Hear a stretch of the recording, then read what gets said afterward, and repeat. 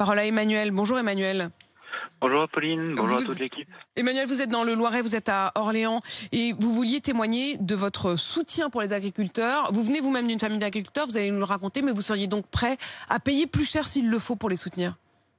Oui, oui, bien sûr, effectivement, je pense que c'est nécessaire.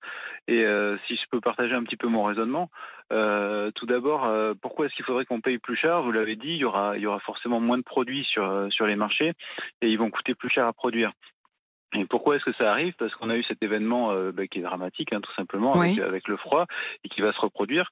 Et pourquoi est-ce qu'on a cet événement? C'est parce qu'on est dans une ère de changement climatique, en fait. Et en fait, maintenant, qu'est-ce qu'on peut faire quand on sait ça? En fait, on sait juste que ça va se reproduire d'année en année. Alors, un coup, c'est du froid, un coup, c'est de la grêle, un coup, c'est autre chose. Un coup, c'est en France ou ailleurs. D'ailleurs, c'est partout sur Terre. Alors, on peut s'en remettre à nos politiques qui prennent des décisions. Alors, ils vont indemniser nos agriculteurs. J'espère que ce sera suffisant. Alors là, ils ont promis en effet de mettre en est-ce que ce place sera... Voilà, le ça, grand plan et même des aides très bien. supplémentaires. Ça, c'est super et il faut le saluer. On leur tape suffisamment dessus, il faut le saluer. Par contre, les politiques, ils doivent prendre des actions qui sont très concrètes avec les COP.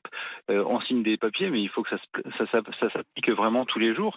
Mais une fois qu'on a dit ça, nous, en tant que citoyens, en fait, on a la main, quoi. Oui. Et je pense que c'est tous les jours qu'on doit essayer de consommer responsable.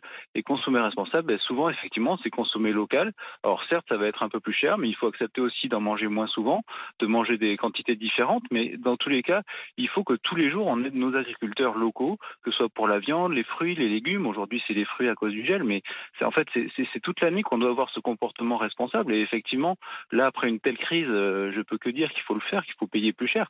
Mais c'est toute l'année qu'on doit tous se poser Toute cette l'année, question. on doit être plus solidaire. Emmanuel, je voudrais que vous nous disiez un mot aussi Bien sur sûr. les souvenirs, parce que vos parents, vous, étaient viticulteurs. Vous travaillez aujourd'hui pour un constructeur de machines agricoles, donc vous êtes toujours quand même dans cette filière agricole. Est-ce que vous avez le sentiment que ça a empiré? Est-ce que vous vous souvenez de vos parents souffrant et s'inquiétant du gel?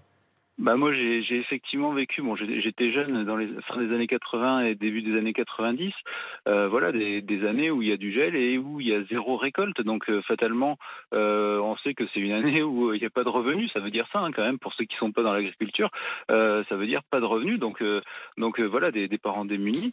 Et effectivement. Christiane Lambert, elle nous disait tout à l'heure qu'il faudrait généraliser cette technique, vous savez, de l'arrosage juste avant, pour que dans la petite cavité de gel qui va se constituer, de glace qui va se constituer autour du bourgeon, eh bien ça permette de sauver. Elle voulait généraliser, elle dit il faut pouvoir permettre à tous les agriculteurs d'être équipés et de pouvoir arroser leurs récoltes.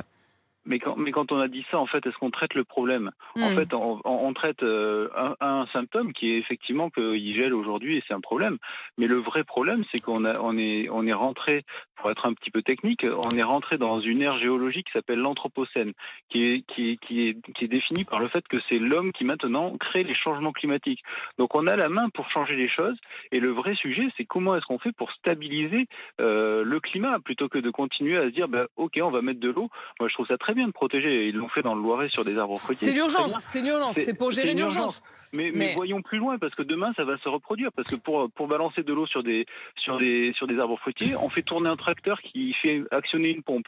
Donc ce tracteur, il consomme du gasoil, qui est donc une énergie fossile. Et on poursuit, en effet. Des gaz à effet de serre dans l'atmosphère. C'est un peu un cercle vicieux.